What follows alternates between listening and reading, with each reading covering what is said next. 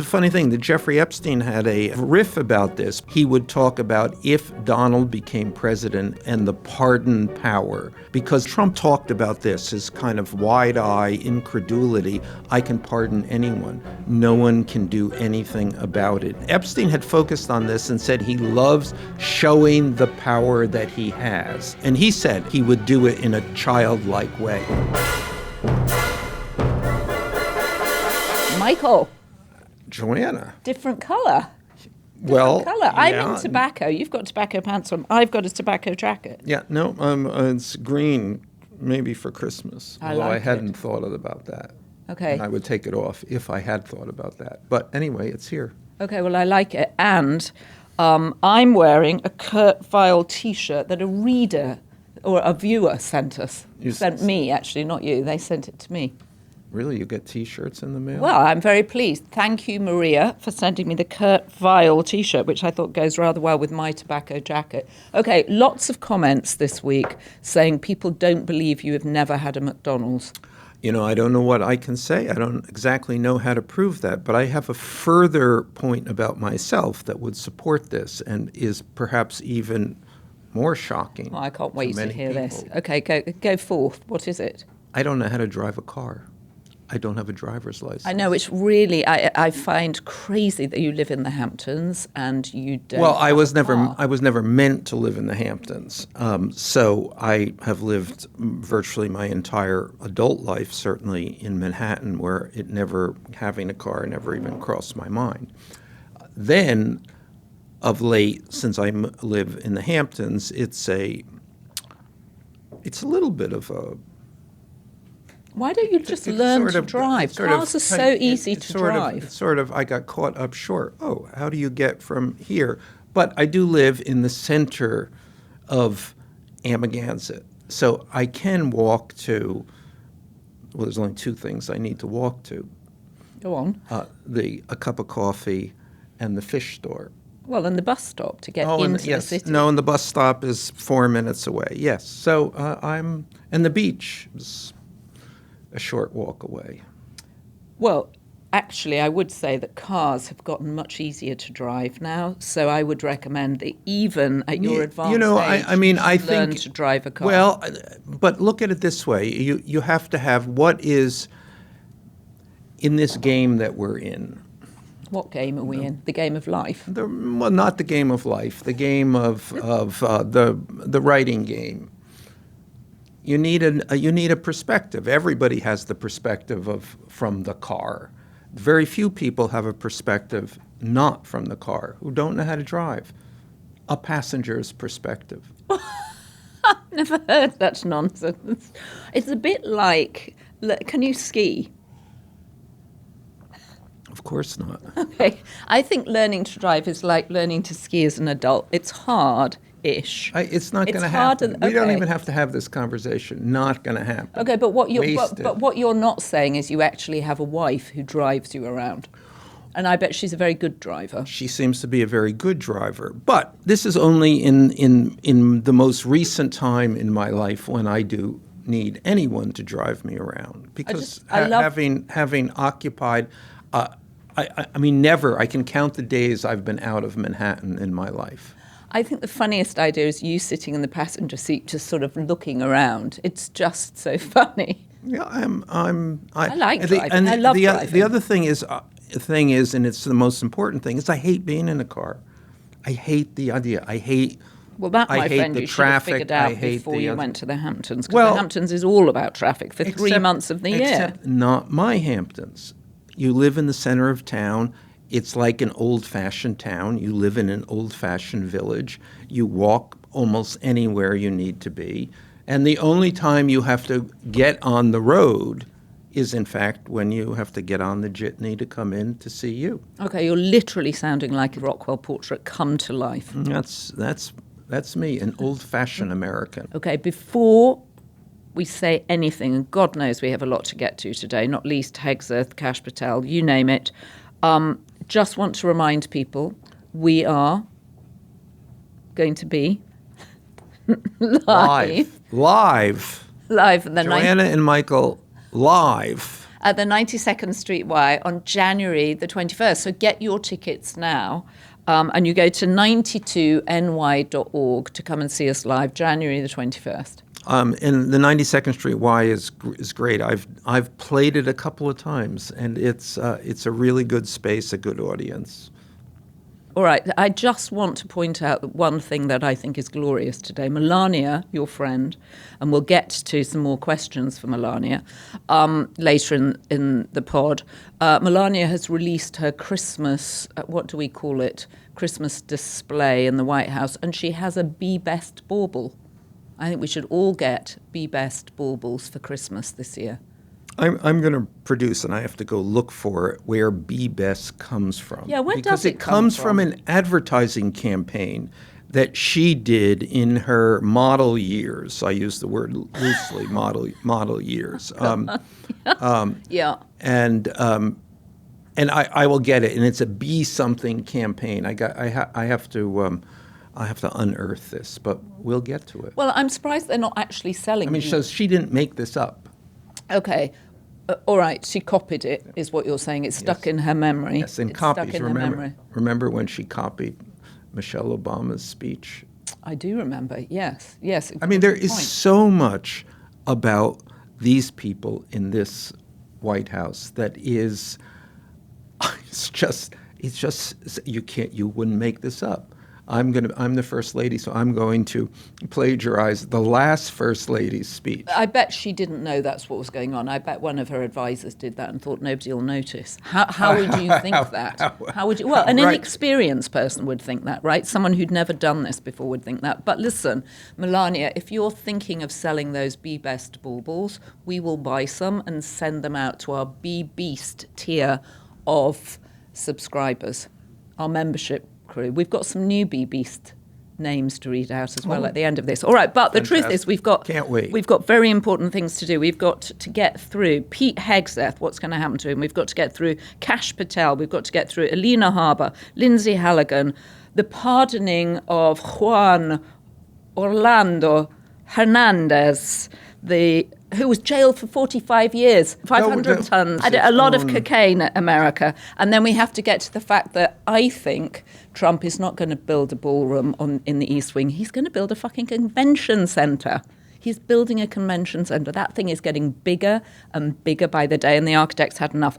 Anyway, let's start with Pete Hegseth, because I'm not feeling confident about his future. Well, let's go back, and I think that this goes. We can go back to Melania and her stolen speech, that nobody knows what they're doing, and we forget this point.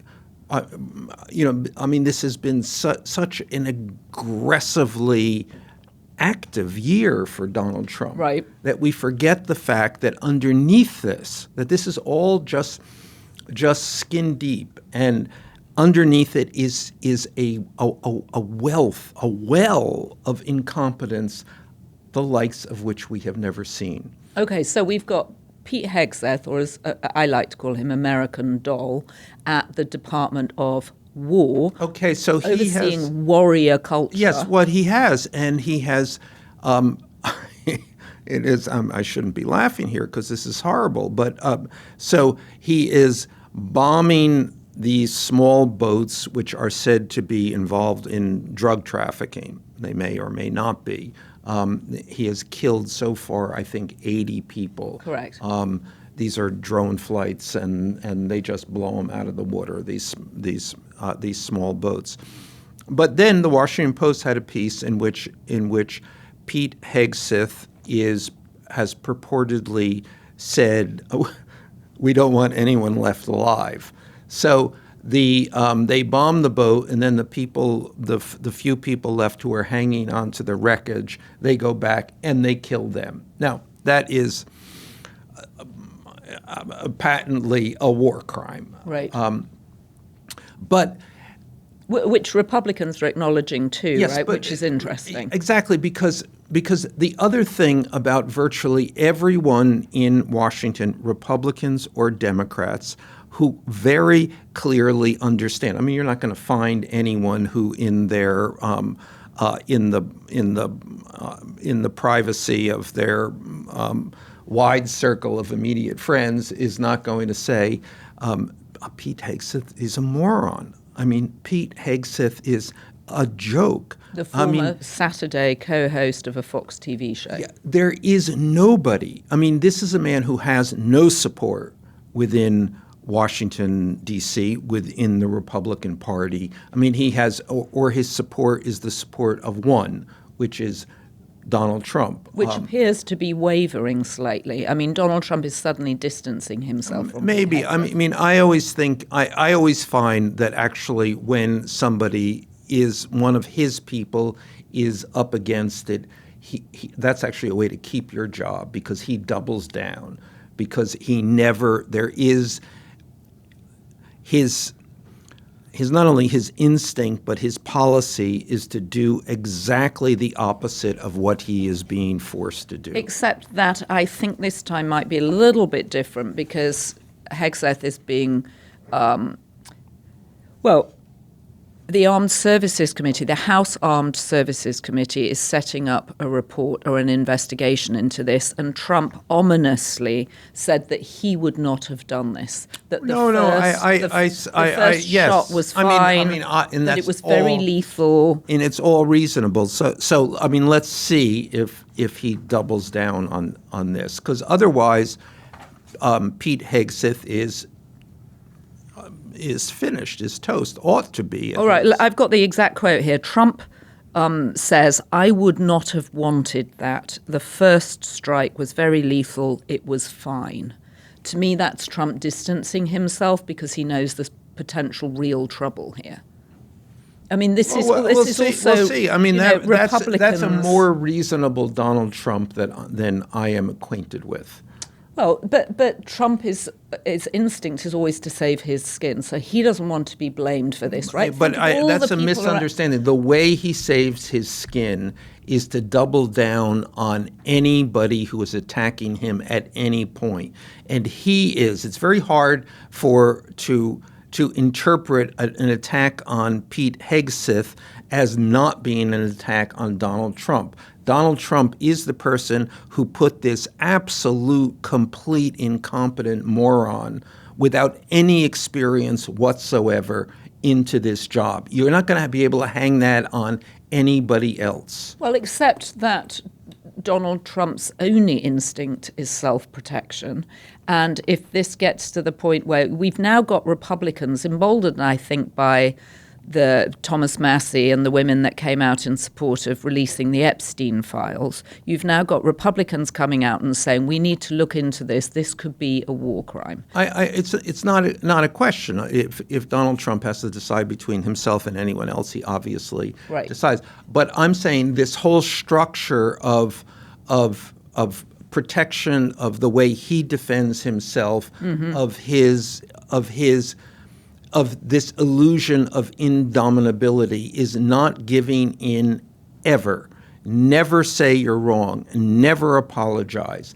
That is the entire Donald Trump strategy. So, yes, he could be it is possible, as with these Epstein files, he could be forced into a corner. And that would be yet more evidence that of the weakening in his Republican Party base, and that's the interesting trend, and I guess we'll see if that happens. Well, and I think there's more signaling coming out today. In the New York Post, the columnist Miranda Devine has a piece on Kash Patel. Kash Patel, we know, has come under withering criticisms.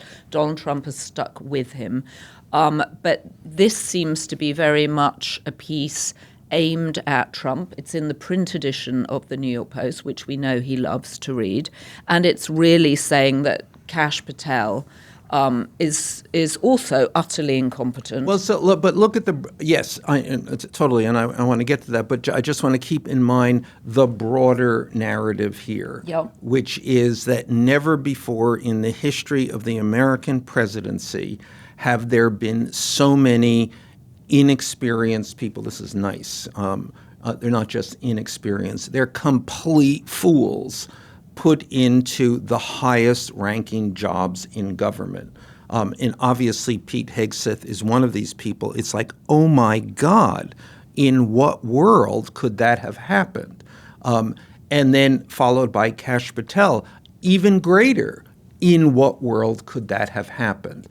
So we are seeing potentially this unraveling here, and potentially a reinvention of this narrative. So the narrative was before he can appoint anybody he wants because he's Donald Trump, because we can no longer apply the reason of the rules of government or the reason underlying government to Donald Trump, because he has his own. He sees something that nobody else sees. I mean, this has been basically the Republican point of view.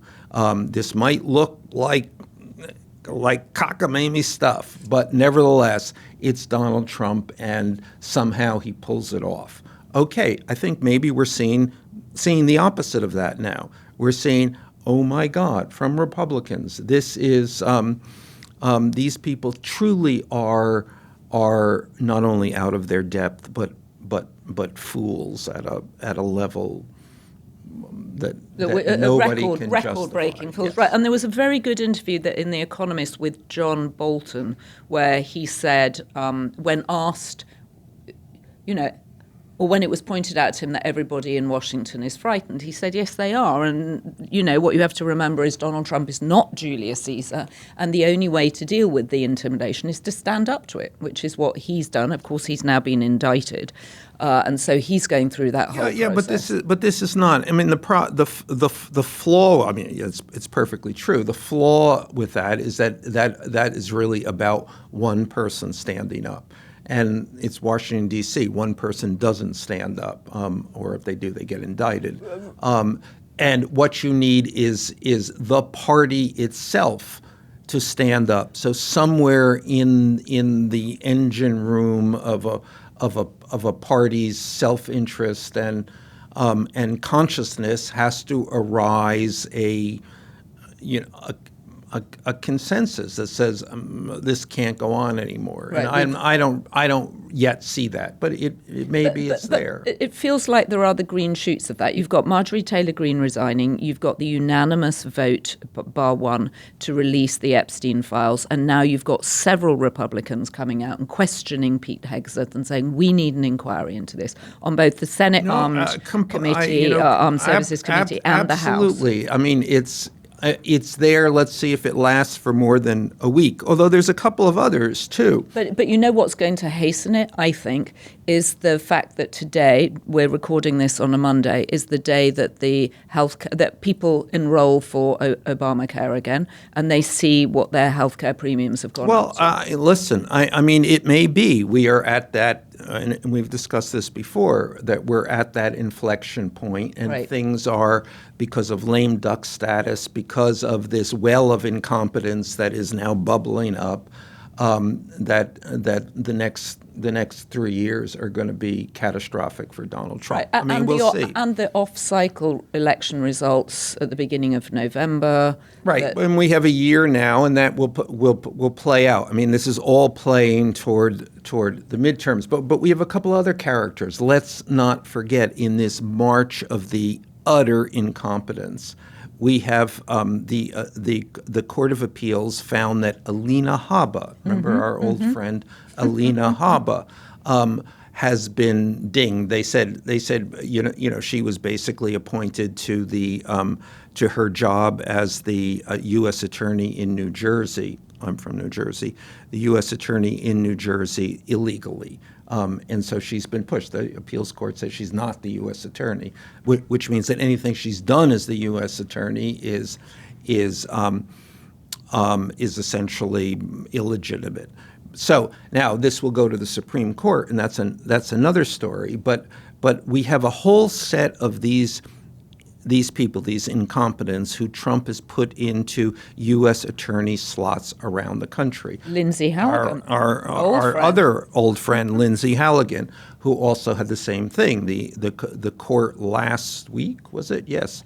Who knows? Last week. Yes, found that she does not legitimately hold this job.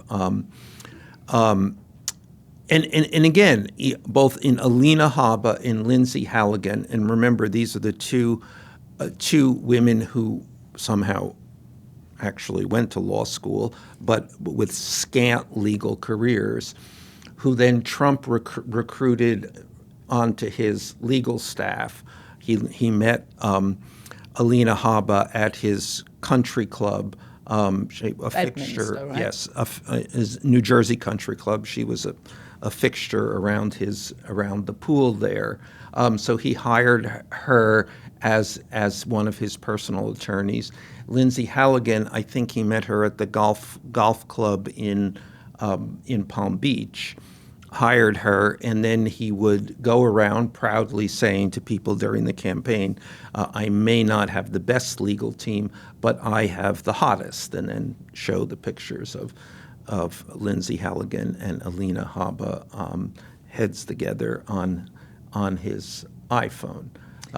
So these are two women who have absolutely no qualifications and could not survive the normal process of being approved for these jobs. Well, and just to go back to Miranda Devine's piece in the New York Post, she also singles out Dan Bongino, the number 2 to Kash Patel at the FBI, and says he's utterly incompetent too. And then there's an interesting anecdote where Dan Bongino has in fact had to call another member of the FBI who's been yelled at by Kash Patel in an expletive-laden tirade to apologize for Kash Patel. I don't think this looks good Miranda for either Devine, of them. who's a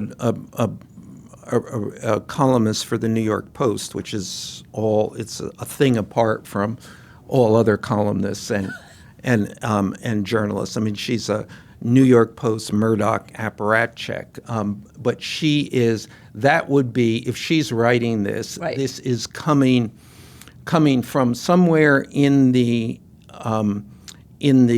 Trump administration, but also with the approval of the Murdoch organization. So this is Is this a sign to Trump? Yes, this is. And this is something you can read into this, that something is happening here, that there is internal Trump opposition that is expressing itself or trying to express itself. Okay, that is interesting. All right. And in a string of unfathomable pardons of Juan Orlando Hernández, who is, I'm testing you here, which country was he the president of? He's the former president of Honduras and a noted drug smuggler. A noted drug smuggler, I think responsible for... Actually, one of the great drug smugglers of our time. Of our time. And our time has had a lot of great drug smugglers. And a specific drug, largely cocaine. It was a gobsmacking amount. It was a lot of cocaine. It was a lot of cocaine. There are two issues here. The rolling issue of Trump and his propensity to pardon any wealthy criminal, and then why this particular wealthy criminal. Because it's worth pointing out, he got 45 years, sentenced by Merrick Garland, brought to justice by Merrick Garland, big case, 45 years and an $8 million fine. Let's go back, though, because I want to trace this through and see if we can intersect with this really exceptional, among all the exceptional pardons, this one seems to possibly stand out. I don't think it stands out, but it's symbolic of the rest of them. Maybe it stands out. I don't know. I think it really does stand out. I mean, most of the other ones are, you have a lot of white collar criminals. They stole money, they made money, and they kind of vaguely move in somewhere in the Trump orbit. This is not a white collar crime. This is a criminal who is not only an egregious drug smuggler but it's an administration that's full of pride about its ability to stop drug smuggling. Right. Okay. But anyway, the whole pardon thing, and just to explain how that works again, which I think is important, is that pardons come to Donald Trump through a process, which is can you, the person who wants a pardon, carve a path to Donald Trump's influence? So, and that really involves knowing people who know Trump, or knowing people who know Trump with an amount of money. There are no free pardons here. Right. With an amount of money that has been passed along the line. You've hired someone to represent you to Donald Trump, or to represent you to people who can represent you to Donald Trump. And that filters up in a relatively random way. In other administrations, pardons are a very organized process, because no one wants to be accused of pardoning people, showing favoritism, and no one wants to be accused of putting criminals back out on the street. All of that. Although he is not actually, in other administrations, they actually pardon. They pardon people who may have been gone to jail, and there would be some extenuing reason. Right, or low-level drug offences, right, where people are not thought to be violent. There's some anomaly in the process or in their conviction. In Trump's case, in the case of Trump's pardons, that's seldom the case. These people have done the deed, and Trump has decided, for a variety of reasons, it was a political prosecution, some fig leaf rationale. And the real reason is that these people become part of his structural support base. And that means, as part of that, they're paying other people who are part of his structural support base. And I feel, we've had Liz Oyer, who was the Biden administration's pardon attorney, on the podcast, on the Daily Beast podcast, 2 or 3 times at this point, and she says that so much of this is going under the radar because there are so many other bigger stories. But it's more than $1 billion that Trump has sort of excused white-collar criminals of. There's no need to pay back restitution to the victims. So people, and a lot of these people are in Republican territories too. I don't understand. No, but the more, it's egregious. So they are in the Trump business. So he's unlocked a source of cash, which doesn't have to come from him or for the government, to support the people around him. So these are essentially pardon lobbyists. They may or may not be lawyers. Yeah, they're just, they're pardon, yes. They just have to whisper to him as he's getting ready to play golf at Bedminster in Palm Beach that, he's a very nice guy. They have to whisper to other people who can whisper to him. This is a big network of people. And actually, sort of probably an untold story is the people who pay an enormous amount of money and don't get the pardon because they have paid the wrong person. So you don't know. We could set up as pardon lobbyists, couldn't we? You don't know who exactly the right person to pay is, but you do have to pay someone. But there's something almost childlike in his sort of, or monarch-like, to sort of pardon people, right? It's fun. There's a funny thing that Jeffrey Epstein had a kind of riff about this, because even before Trump became president, he would talk about if Donald became president and the pardon power, because the pardon and Trump has often gone on talked about this as kind of wide-eye incredulity. I can pardon anyone. No one can do anything about it if I pardon them.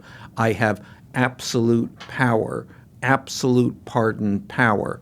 And Epstein had focused on this and said he's going to do that. He loves having this kind of thing. He loves showing the power that he has. And he said he would do it in a childlike way. See, I can do this. I can do this. I can pardon anyone. Well, he can't yet pardon Ghislaine Maxwell. That might be the trigger. If he were to, I mean, you're saying, are the Republicans going to rise up against him? I wonder if that would be a moment where people would just say, no, we are not supporting someone who got 20 years for sex trafficking. Well, we'll see. I mean, I'm sure that is the deal that they made. Can he break that deal? What's the peril of that? I don't know. We'll see. But right now, so he's just pardoned someone, this drug trafficker. What is the likelihood that the money that costs to get this guy a pardon was drug cartel money? Well, Hernandez himself was basically financed by drug cartel money, and then he would serve up other cartel leaders to the Americans. He's not a good guy. He's definitely not a good guy. Do we know the results of the election? We know that the two conservatives are in the lead. The Trump-supported conservative and then another, I think like a broadcaster. The election is not finished, but the two conservatives are in the lead, with the leftists lagging far behind. The Trump-supported conservative and then another conservative, but they're neck and neck. And Hernandez is a supporter of the conservatives. The Hernandez is the his party. The Trump-supported candidate is of his party. Right. Yes. Anyway, it's an absolutely crazy. But the other that he's a bad guy.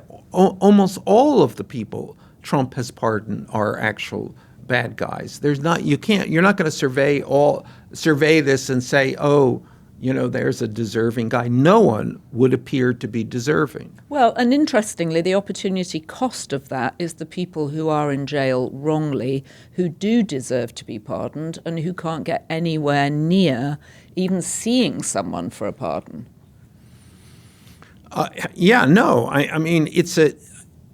The whole my point is the whole system is corrupted by this. No, the people that Trump has consistently pardoned are wealthy people.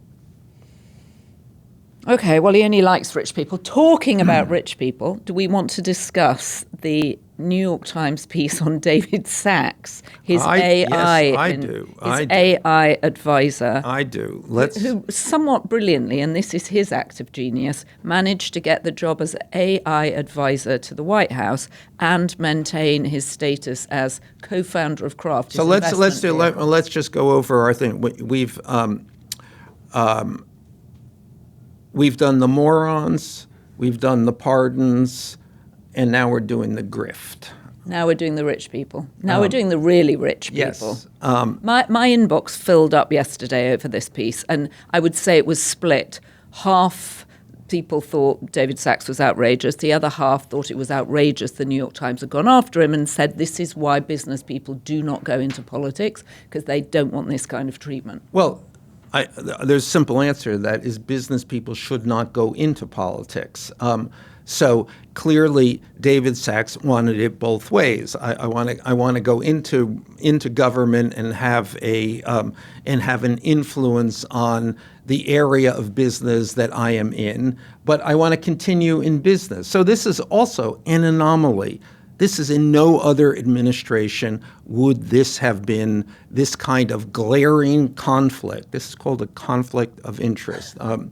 It is, though I don't agree with you that business people shouldn't go into politics, because you need people who've got experience of creating jobs and creating Joanna, but that's in and there's a long history of business people going into politics. You leave your business, right? Or you leave it. You leave it behind. You have Didn't Donald Trump do that when he went in? He never. So the appearance of a conflict of interest is as damaging as a conflict of interest itself. So on that basis, how you could possibly, in what world, justify David Sachs as an example of good government is ridiculous. I mean, let's just put the name on it. Put the name on all of these people in the Trump administration who have profited at extraordinary levels. David Sachs being one. And in fact, on the campaign, there was a whole thing, a whole process in which he ingratiated himself into the campaign, holding fundraisers, introducing other people. And remember, David Sachs is in this, in the Peter Thiel, Elon Musk, the PayPal mafia. Yes. A part of the thing, how do we get J.D. Vance put in as vice president and ultimately president? So this is a whole concerted effort to create a situation favorable for David Sachs and friends. Well, what I think they want, right, his group, is they want deregulation. They don't want to be struggling to get They don't new want companies. Deregulation. They want money. The way to get money is deregulation. Well, I don't know. It might not be. If you regulate their competition, they're fine with that. They want deregulation for them. They want a circumstance that benefits them, not broadly this, that, the other thing. Them. That's what they want. Money for me. Okay, I've never seen you so worked up about something. All right, I mean, one of the points that a couple of people made to me was that, what they actually want is American tech to dominate, especially in this new round of AI, and that's what will be beneficial to Americans. It will create American jobs. These people are largely creating companies that create American jobs. I think that's not true. I think it's naive, and I think you should take it back. I'm not going to take it back. They're just one of the these are people with the Biden government was they weren't business friendly enough. Yeah, hello. Of course, that was a frustration when you're a business person whose gross profits are being made a little less gross. But this is. I mean, the Biden people took a. I mean, they seem to me to be also egregious in their tolerance for this. But at least there was some effort to say, hey, these behemoth tech companies ought to be regulated in some way or rationalized. Well, I agree we should regulate, but nobody knows how to do it. All right. Well, that is not true. That is American true. American industry has been regulated. There's all kinds of people who actually know how to do this. I mean, there is resistance to doing it. So there's a major difference between not knowing how to do this and resistance to doing it. Okay, fair enough. But then they could have put people in who understood how to do that, which is what not. No. You're missing the point. This is a fight, a fundamental fight between people who have billions and billions, trillions of dollars, and who are fighting regulation, and a government bureaucracy, which is the nature of a government bureaucracy, who is trying to implement regulation, and that's now appears to be an unequal battle. All right. Well, we're moving on. We're moving on to what is happening at the White House itself with the East Wing. Well, the White House itself is kind of going away, diminishing. It's diminishing. It gets ever smaller as this other thing becomes ever bigger, if only in Donald Trump's imagination. Well, I don't think it's going to be a ballroom anymore. I think he's building a convention center. I think he's going to hold conventions there, except he's got to get it built quickly. I mean, they haven't broken ground on it yet because there's a lot of squabbling about what the plans are. Yeah, no, I think I mean, it'd be interesting. It's kind of an interesting measurement if that east wing with all the stuff hanging out of it because it's been right, all the wires and the concrete posts and everything. Yeah, it's like that kind of the Gaza look. Did you just say the Gaza look? Yes. Oh my God, you're so feisty today. I think it's the green sweater. I think it's because the holidays are coming.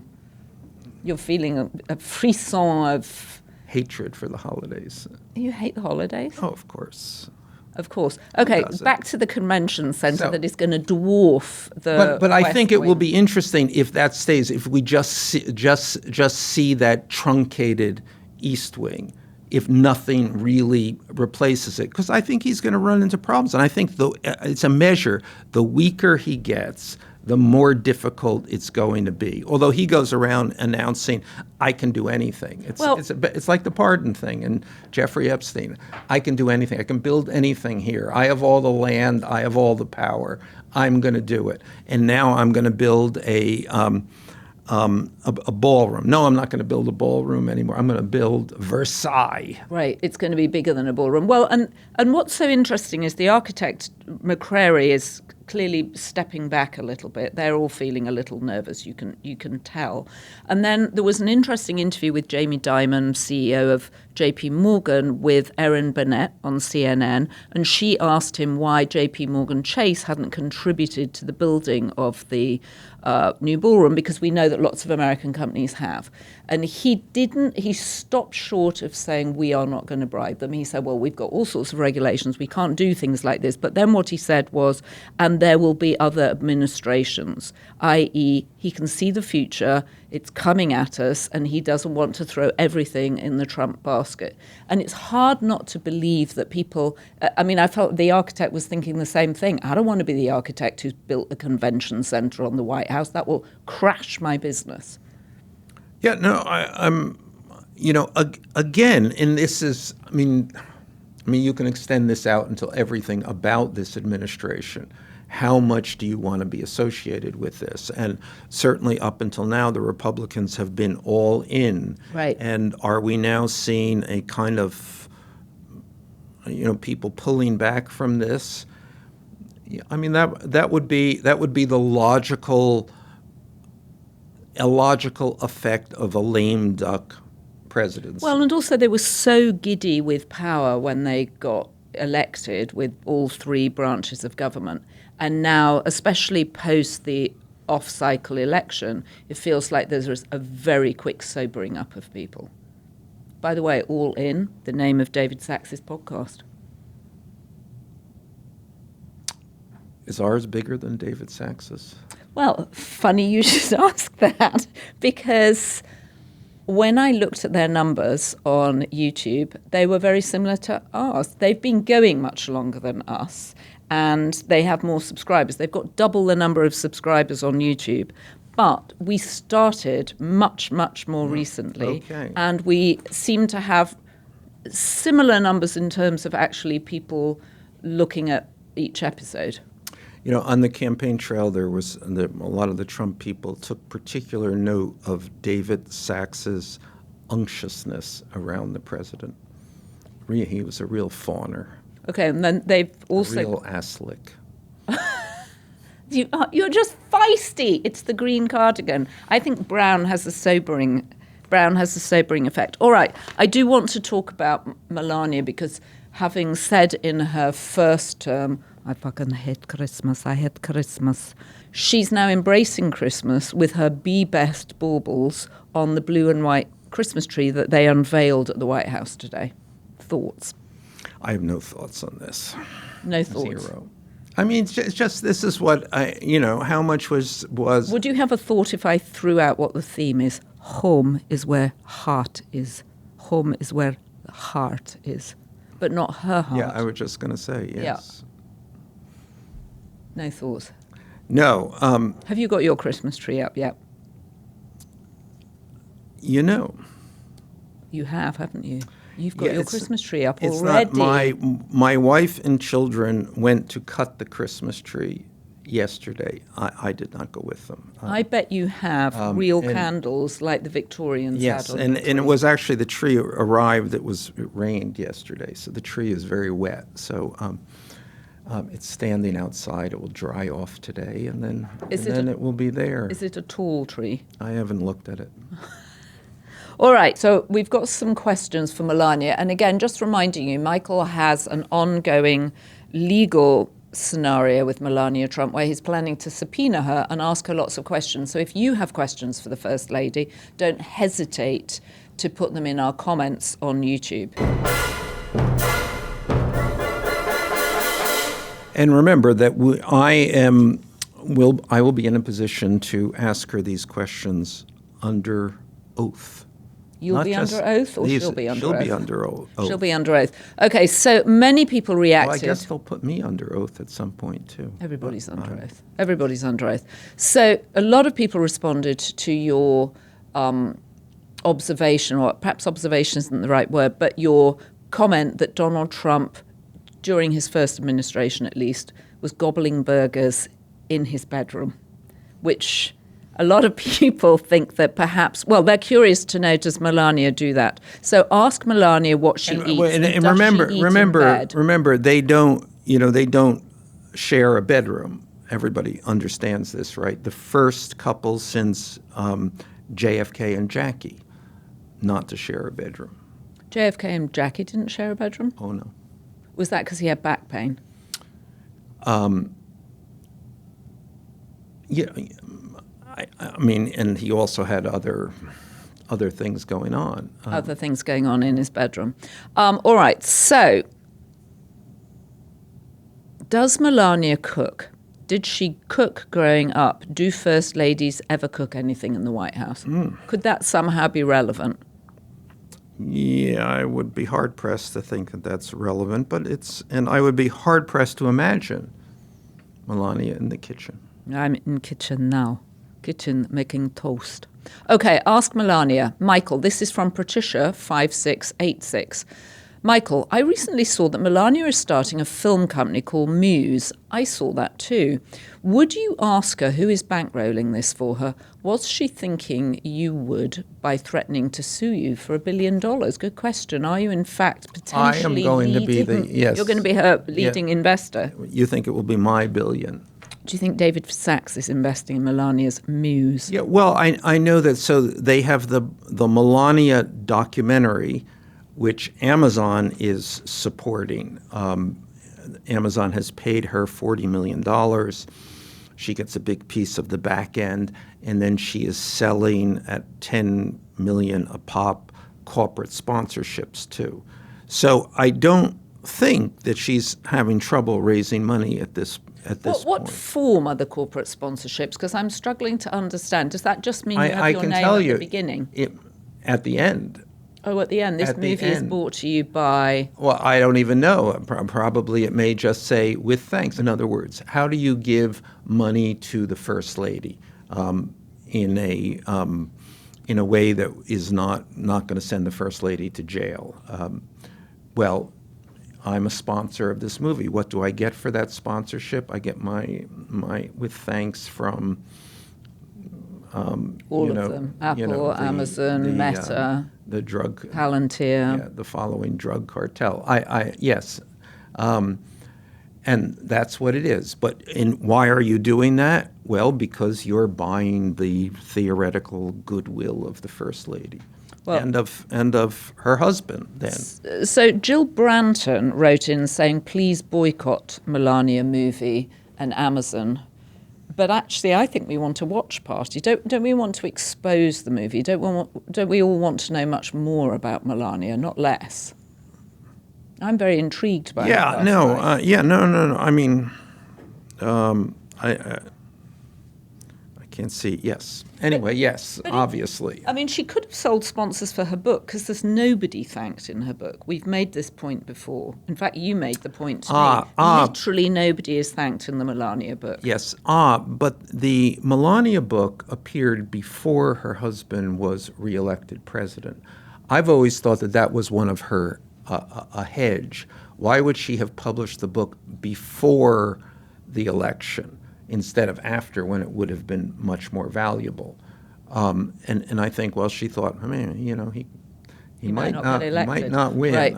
Well, I think he thought he might not get elected both times. And it would have had significantly less value if he had lost, and then she published it. So did Brett Ratner and Amazon buy the rights to the book to do this, or is it just a completely different version of Melania? I don't know. It wouldn't seem to really matter. It's $40 million. I'm sure she's not selling the rights to somebody else. So yes. Okay. And Brett Ratner again. Brett Ratner comes into this because he has a relationship with her publisher, which is a publisher called Skyhorse, which specializes in publishing books that no one else will publish. Like books by RFK Jr. Yes, and the whole range. I mean, the guy who runs Skyhorse, a guy by the name of Tony Lyons, has a kind of novel business model, which is he has recruited all kinds of canceled people and published their books, but he doesn't give advances like other publishers, and he pays a royalty rate half as large as other publishers. Brilliant. Why didn't we think of this? Why didn't we think of this? Well, we thought of lots of other things. So I think that's quite a lot for a Tuesday. We could go on. We could go on, but I don't think we should, because we'll be back on Thursday and we'll be back on Saturday. And that's probably enough for all of you. So if you have been, thank you for joining us. Don't forget to subscribe to the Daily Beast podcast. You can join our Be Beast tier of the Daily Beast community, which is so much fun. You get lots of access to Michael. And you get actually extra content, which is kind of fun. You're going to read the names of our new Be Beast level members. Sandra Clark. Methinks is new. Travels with Carl, new. Andrew Beaver, new. Capinator, new.